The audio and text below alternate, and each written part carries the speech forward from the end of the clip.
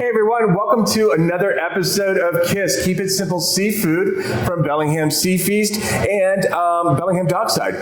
We're very excited today because we have Executive Chef Matthew Boudousquie from Shuksan at Bistro, and he's going to teach us how to make an amazing seafood gumbo. We have some amazing products from our local vendors. We have some side-striped prawns from Icy Fresh Seafood. We also have some Alaskan king crabs that are from Jean C Fisheries. We have some Dungeness crab from Lummi Seafood, and we have some smoked salmon from Sea to Shore Seafood. So we have these incredible ingredients along with all the other fresh ingredients that Matthew's going to create an amazing dish, and we look forward to him getting started.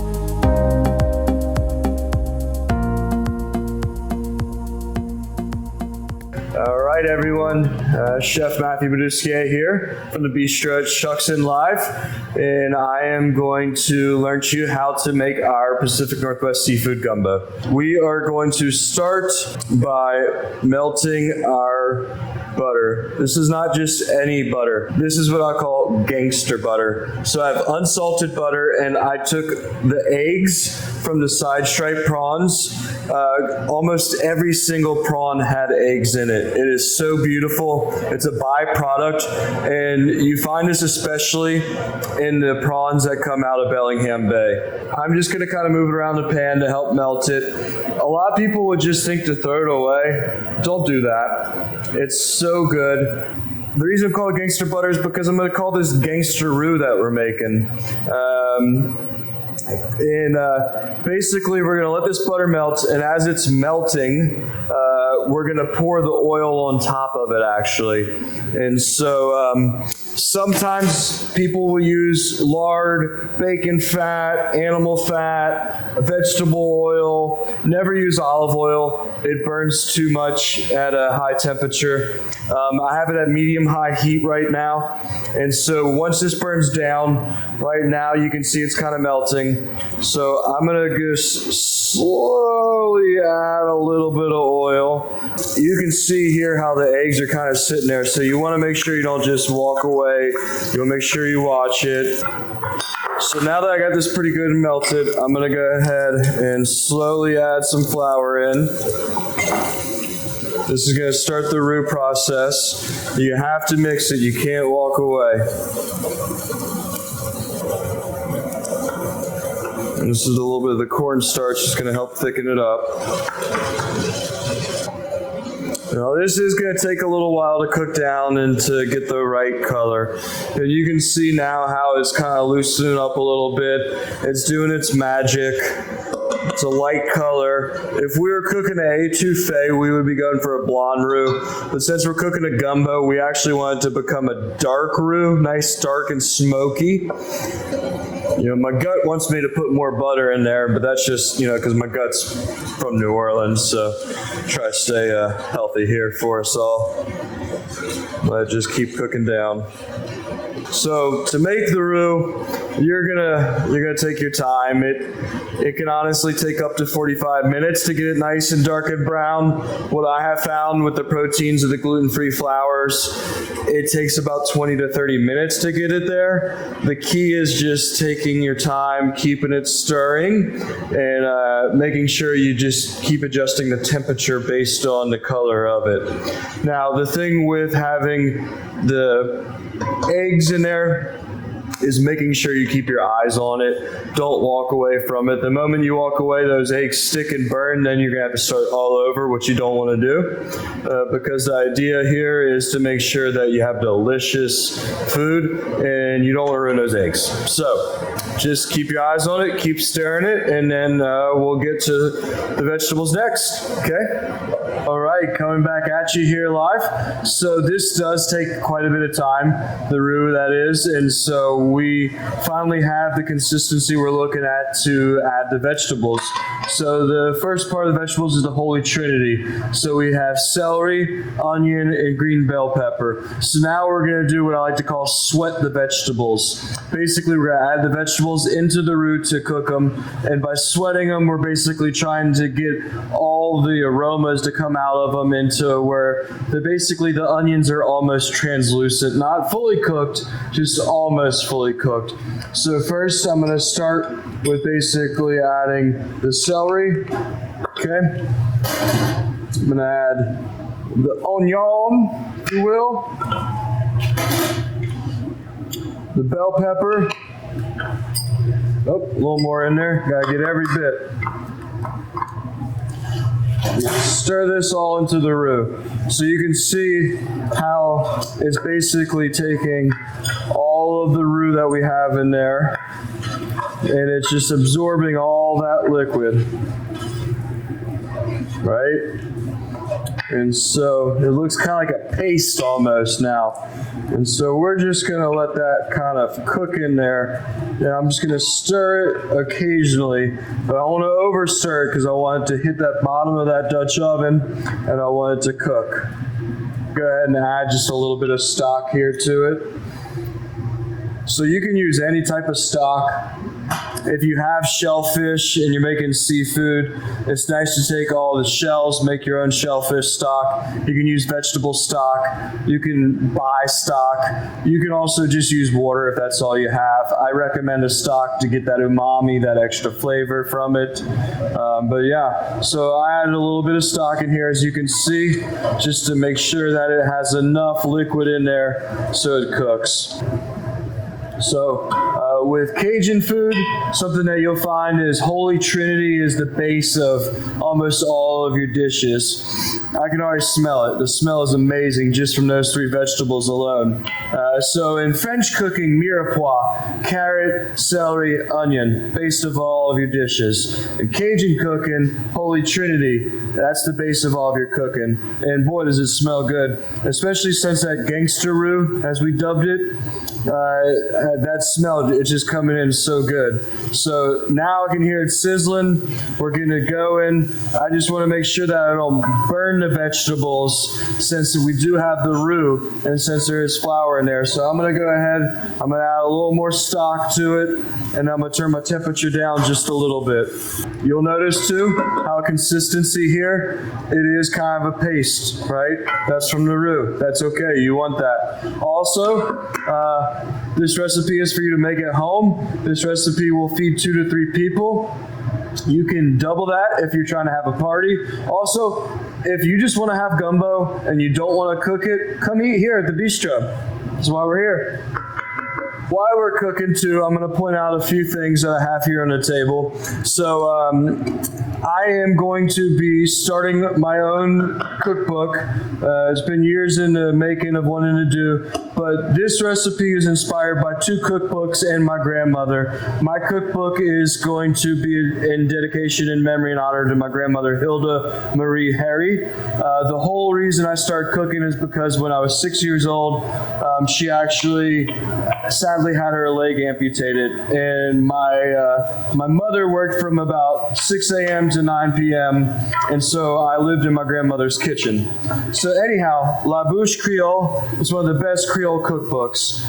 And then Mosquito Supper Club, Melissa Martin, she has a restaurant in New Orleans, and she is a true inspiration to my every cooking that I do right now. So you can hear it sizzling. I'm gonna go ahead and add more stock. We're about ready. So I just don't want to burn anything. So my next step, I'm actually going to add some andouille sausage. We right now are using Paul Prudhomme's andouille sausage. We really like the fat content, and then also the reason I like his sausage, the fat content, it's got a little sugar. It helps caramelize any dish, and we just find it to be great. We switch between dishes with Hempler's, which is a local product out of Ferndale. It depends on the dish, but we just really like the fat content in this. It seems to work well. So you can see that I have the andouille down here, flat side, to kind of caramelize. So once that's caramelized, you can't smell it because it's a film, but I can smell it. Can you all smell it? It smells really good. So that's getting the smell going there, getting that, and then so I'm gonna fold fold the Trinity on top of that once it's got a good caramelization going. And then I'm going to start to add the spices. And I'm going to talk about the spices as I'm adding it to it, okay? So I'm going to go ahead and add the garlic. It's a modest amount of garlic. If I was making this for myself, it'd probably be double that. I love garlic. It's one of my favorite ingredients. God, this smells good. All right. Next, secret ingredient, and this is for my Uncle Tom. Got some allspice here. All right. Then next, some dried basil. Next, some thyme. It's on our side. A little bit of pepper. A little bit of salt. Let's get some Cajun seasoning. Start with a little bit. Can always add more, but you can't take it out. A little bit of hot sauce. Let's see. Some bay leaves. I always like to use a lot of bay leaves. Some filet powder, also known as sassafras root. And then some okra.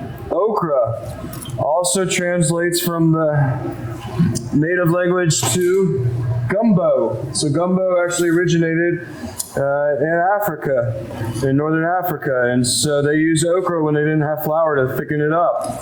I'm going to mix all this up before I add the stock, just to get all the flavors in there. So you can see it looks like a big pot of stew, because that's what it started as. It smells so good.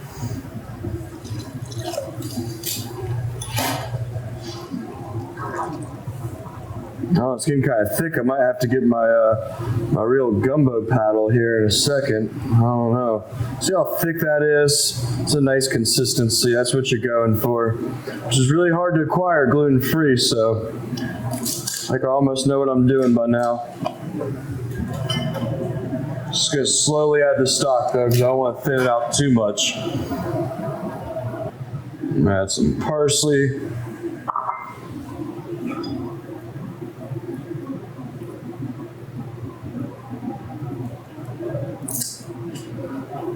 So one thing I'm doing a little different here is all my proteins are cooked. Sometimes you'll cook your protein in here. What I like to do, since we're doing it with a gluten-free base, is add the proteins cooked and then simmer it. And that way we don't overcook anything. It's not too gummy at all. And it just lets the flavors marry into the cooked protein. All right, just keep adding some stock in here and slowly mix it. All right, now I am going to go ahead and upgrade to our big bayou paddle, if you will. They always told me when I was little that one day I'm going to be a little too much, just like this paddle. See how it's thinning out nice, but it's still nice and thick. So the nice thing about the okra is it's a pod, you know, and the inside of it helps thicken it up too. So we have more stock if we need to add it. But now what I'm going to do is I have some picked crab meat. We're going to go and add that in there. We got the andouille sausage in there already. So that's adding a little bit of flavor as well. Now we have the side striped prawns.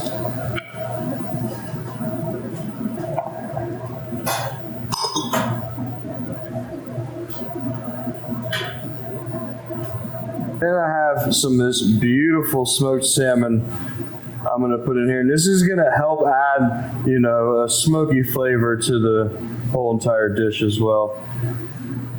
All right, just got to try this. I love smoked salmon. Yeah, it's good stuff. We're gonna go ahead and put the lid on it now for about 30 minutes, and we'll come back and we're gonna serve you up a bowl of gumbo. Thanks for tuning in. All right, welcome back. Chef Matthew here. We we are going to go ahead and plate the seafood gumbo. It's been cooking now for about 45 minutes. All the flavors are perfect. I am really happy with how it turned out, and I hope you can feel the same about yours at home. And here we go. So I'm going to go ahead and plate it here. The smell is incredible. It really does smell Absolutely good. incredible. I think my grandma Hilda would be really, really, really happy to eat this. So, got a nice scoop here. I got some beautifully cooked aromatic jasmine rice here. I got some green onions here. I'm going to kind of garnish over the rice. I got a little bit of parsley and kind of garnish over the gumbo and the rice. And I also have a little bit of crab and shell here. I just like to put that in there. And then got a little bit more loose crab meat. Just, keep it classy, San Diego. Here we go. This is for you, Kevin. Thank you so much. Thank you, Matthew. Thanks for having us. We really appreciate you cooking with me all day. Absolutely. Thanks for featuring us.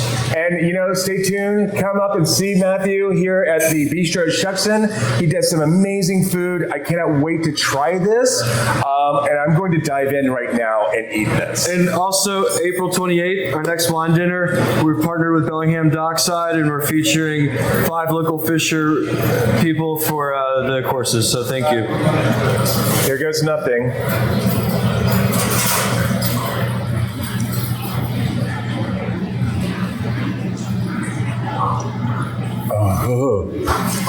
Oh my God. Matthew, that is divine. Got such a nice spice without it being overly spicy. The andouille sausage just brings out a nice muskiness, as well as the smoked salmon and the seafood. Everything is just wonderful. And being from the South, I love good okra. So it's nice having okra mixed in with this, and just a beautiful job. Thanks again to Matthew, the Bistro Shuksan, and we look forward to seeing you next time on KISS.